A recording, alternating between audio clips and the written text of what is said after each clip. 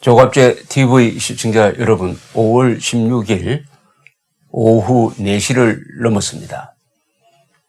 오늘 김계관 외무성 부상, 북한의 외무성 부상이 트럼프 대통령을 향해서 또 볼튼 보좌관은 거명을 해가면서 직설적으로 우리한테 일방적으로 핵 포기를 강요하면은 정상회담 제거할 것이다 하는 이야기를 한 것은 최근 한 3개월 사이에 김정은이가 상당한 외교적 자산을 축적한 바탕에서 자신감을 보인 것이라고 생각을 합니다. 자신감을. 정의용 특사를 만나서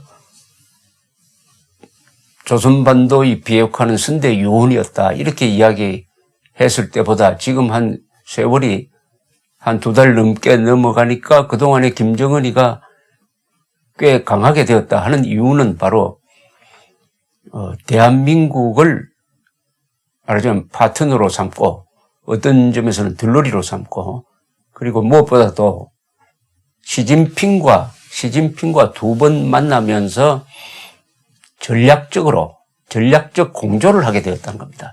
중국을 업게 되었다는 것이죠. 이게 가장 큰 변화죠. 그동안에 중국은 오히려 북한에 대한 적대적 정책을 쓴 것이 중국이었습니다. 김정은이를 만나주지도 안 하고 더구나 미국과 손잡고 북한에 대한 경제 제재에 앞장섰던 거, 그것도 아주 전략물자, 기름 공급을 줄이고 북한의 석탄을 사가지 않고 바로 중국이 앞장섰기 때문에 대북 제재가 효과가 있었던 것이죠. 그런데 그 시진핑을 2차례 만나가지고 다시 과거에 중국과 북한 관계로 돌아가는 것 같은 모양을 하나 만들어냈습니다.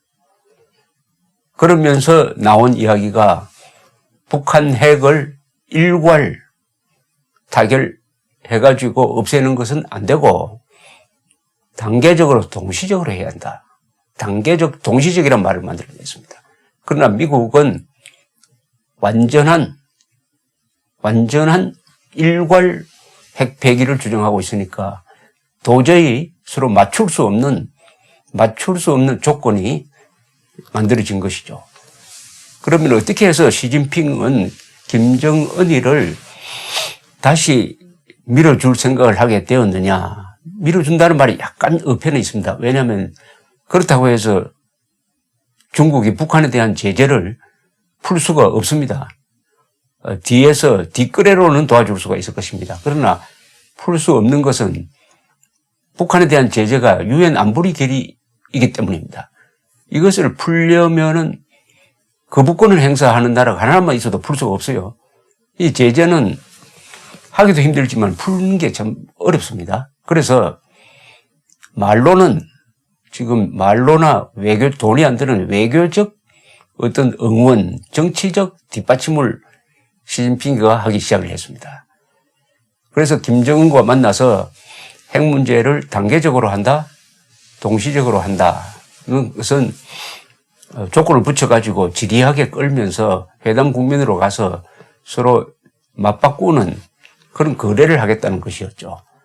그러나 미국은 거래가 아니고 완전히 발가벗어라 이렇게 나오니까 시진핑과 두 사람 김정은이가 합의한 게 그럼 동시적 그 다음에 단계적 조치다. 비핵화다. 이렇게 해서 시진핑이 김정은의 말을 트럼프한테 전해주었다고 합니다. 이 입장을 통해서 북한은 중국과 일단 전략적 협력 관계를 회복했다. 그리고 한국은 협조적이다. 이렇게 되면 중국, 북한, 한국이 같은 편이 될 수 있겠구나 하는 자신감을 가지고 트럼프하고 만나려고 했는데 트럼프의 보좌관들, 이 안보보좌관 그리고 국무장관 이런 사람들이 공개적으로 김정은을 향해서 압박을 가하기 시작을 했습니다. 이렇게 되면은 김정은이가 마치 트럼프에게 굴복하는 모양의 회담이 될 가능성이 있으니까 이쯤 해가지고 선을 그어야 되겠다 해가지고 김계관이가 오늘 직설적인 이야기를 했는데 핵심되는 말은 이 말입니다. 우리는 이미 조선반도 비핵화 용의를 표명하였고 이를 위하여서는 미국의 대조선 적대시 정책과 핵 위협 공갈을 끝장내는 것이 그 선결 조건으로 된다. 이건 딱 밑줄 치면서 외워야 됩니다. 조선반도 비핵화 할 용이 있다. 그러나 먼저 미국이 북한에 대해서 적대시 정책을 끝장내야 한다. 그 표시로서 한미동맹 해체하고 주한미군 철수하고 훈련하지 말고 핵우산을 한국에 보장하는 그거 하지 마라. 앞으로 전술핵 배치도 안 된다. 핵위협 공갈을 끝장낸다는 말은 B-52 등 핵폭탄을 싣는 또는 잠수함 그리고 항공모함과 같은 전략적 자산을 한국 근해에 보내지 마라. 이런 뜻입니다. 요 한마디로 줄이면 한미동맹 해체입니다. 그러니까 간단하게 됐어요. 한미동맹 해체하면 우리 그 뒤에 핵 포기하겠다는 겁니다. 먼저 한미동맹을 해체하라는 겁니다. 직설적으로 이야기하면 그렇다 이거죠. 한미동맹 해체에는 여러 가지 내용이 있습니다만은 한미동맹의 실질적 무력화, 해체 이렇게 제가 설명하겠습니다. 이렇게 함으로써 딱 본색을 드러냈습니다. 본색을 드러냈습니다. 이렇게 되면 이제는 한미동맹이 이 협상 도마 위에 오르게 되는 것이죠. 미국은 또 문재인 대통령은 북한이 주한미군 철수 요구하지 않는다라고 이야기했지만은 이미 주한미군 철수 요구를 하는 말 대신에 그보다 더 큰 의미로 북한에 대한 적대시 정책 포기하고 핵위협 공갈을 끝장내라고 하는 걸로 해가지고 그게 한미동맹 해체다 하는 말을 이렇게 다른 복잡한 말로 포장을 한 거죠. 이제 간단하게 됐습니다. 한미동맹 해체한 다음에 우리 핵 폐기하겠다. 또는 한미동맹 해체한 다음에 핵을 폐기할지 안 할지 생각해 보겠다 이런 뜻입니다. 자, 이렇게 되면은 대한민국 대통령이 펄쩍 뛰어야 합니다. 그 다음에 두 번째 펄쩍 뛰어야 될 사람은 아베입니다. 아베 총리. 왜냐하면 한미동맹 해체는 한미일 동맹에 치명적 결과를 주는 거죠. 한미일 동맹이 세 나라가 한 세트로 움직여야 됩니다. 주한미군은 28,500명인데 일본에 있는 주일 미군은 57,000명입니다. 거기에는 전략 무기가 많습니다. 특히 7개 미군 기지는 공군기지, 해군기지입니다. 미국의 동북아시아에 대한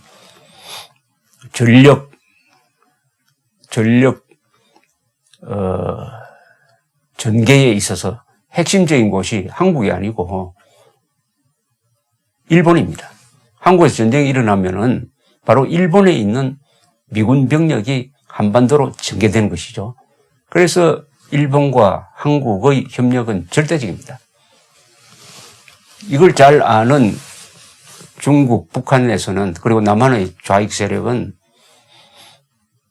원초적인 반일 정서를 자극을 해가지고 한국과 일본이 안보 협력을 하지 못하도록 했습니다. 쇠기를 받고 여러 가지 노력을 했는데 상당히 성공을 거두었습니다. 한국으로서는 한미일 동맹이 작동하려면 일본과 우호관계가 있어야 하는 것입니다.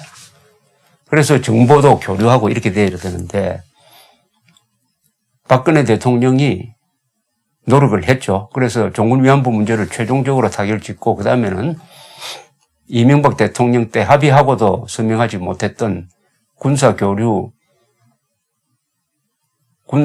정보 교류 보호 협정까지 맺었던 것입니다.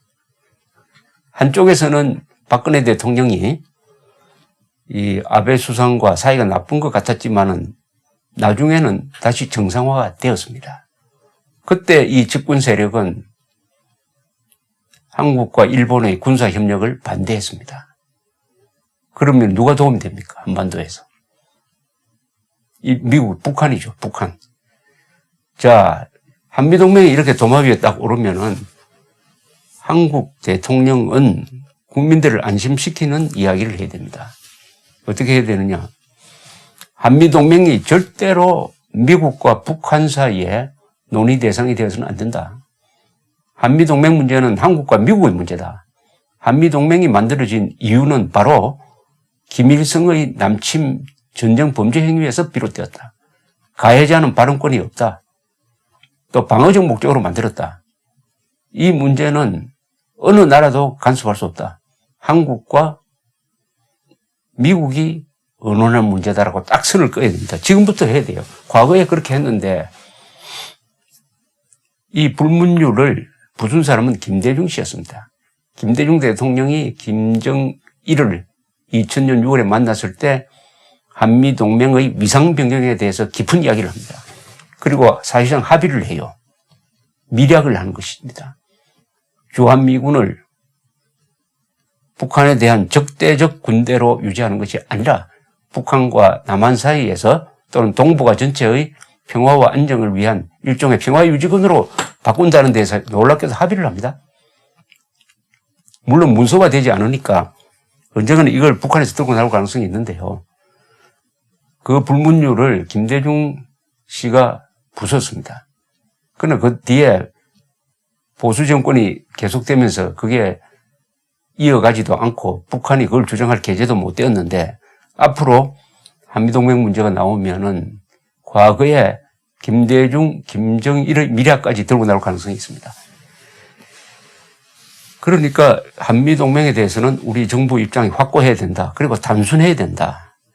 거기에 대해서 미국의 합의까지 끌어내야 됩니다. 미국이 이제는 한미동맹을 가지고 북한을 비핵화시키는 미끼로 사용해볼까 하는 생각을 갖고 있는 것 같아요.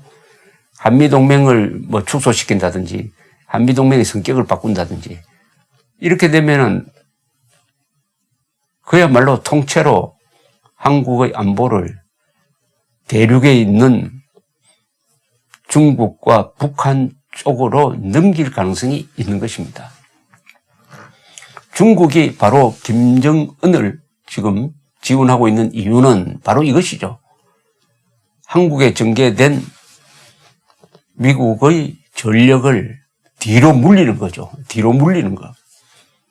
그리하여 한반도라는 이 지정학적으로 매우 중요한 전략적 가치가 높은 데서 미국을 빼버리는 거죠. 그러면은 그 공간을 메우고 들어갈 영향력은 북한과 중국입니다. 북한과 중국. 그런 점에서 이해의 일치가 이루어졌다. 이렇게 보입니다. 요약하면은 김정은은 시진핑을 등에 업고 상당히 이제 트럼프한테 강하게 나온다. 아마 이렇게 생각할 겁니다. 좋다. 회담 깨져도 이제는 괜찮다. 회담 깨져도 중국의 지원, 한국의 지원은 앞으로 계속 받을 수 있을 것이다. 회담이 깨져도 한국과 미국 사이를 벌려놓을 수가 있다. 회담이 깨져도 벌려놓을 수가 있다. 그러면 잘하면은 북한, 중국, 한국이 한편이 돼가지고 미국과 일본의 대응할 수 있다. 더구나 지금 문재인 정권 핵심에 들어가 있는 세력이 반미, 한미동맹 해체, 안 그럼 더 나가서 한민족을 미제의 강점으로부터 해방시켜야 된다는 이런 소신을 가지고 있었던 사람이다. 그런 사람들이 지금 정책에 영향을 준다. 이렇게 혼이 잃고 있을 것이니까 김정은으로서는 자신이 있는 거죠.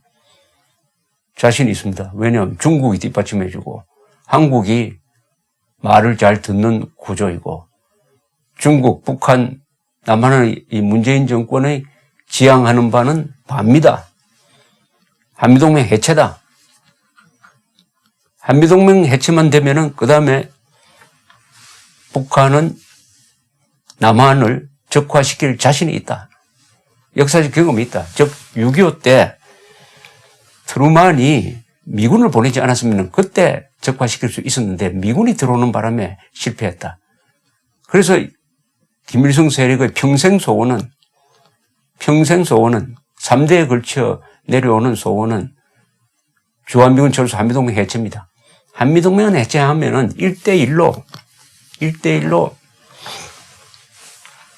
한국 정권을 종속시키고 나중에 먹어버릴 자신이 있다.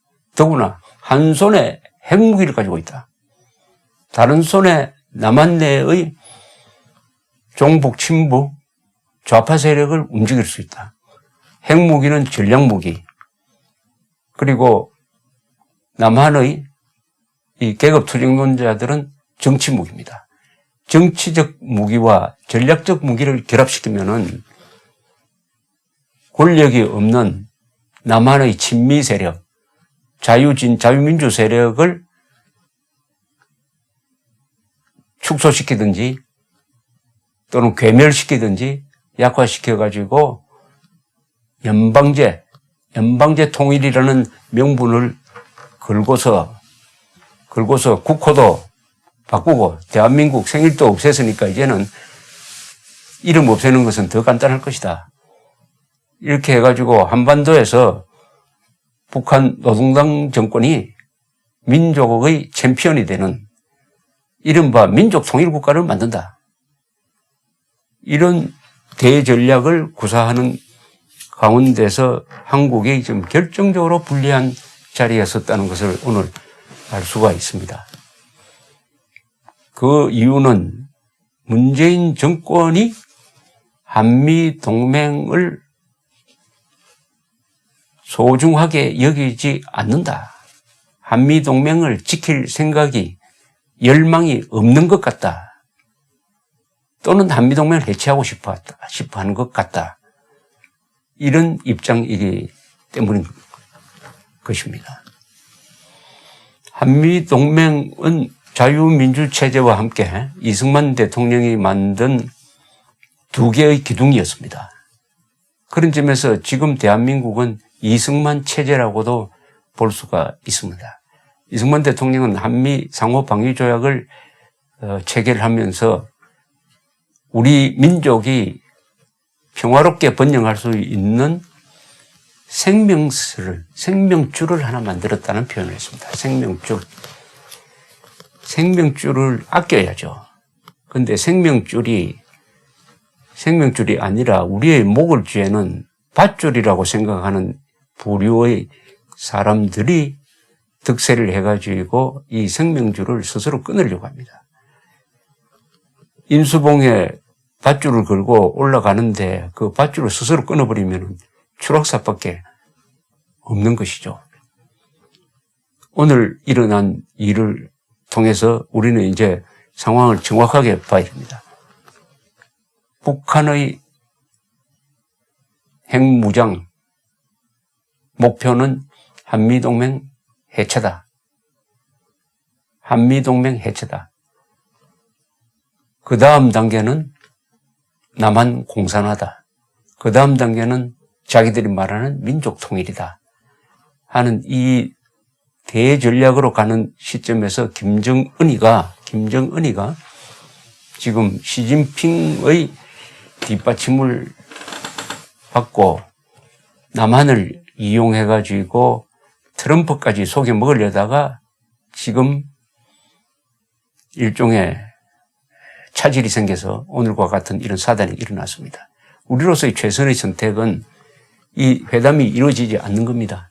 트럼프, 김정은 회담이 이루어지지 않고 다시 트럼프 대통령이 북한에 대한 제재를 강화를 하고 군사적 타결 카드를 더 날이 쓰게 벼르는 것이죠.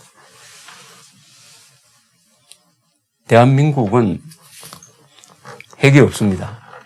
대한민국은 북한의 친대한민국 세력을 갖고 있지 못합니다.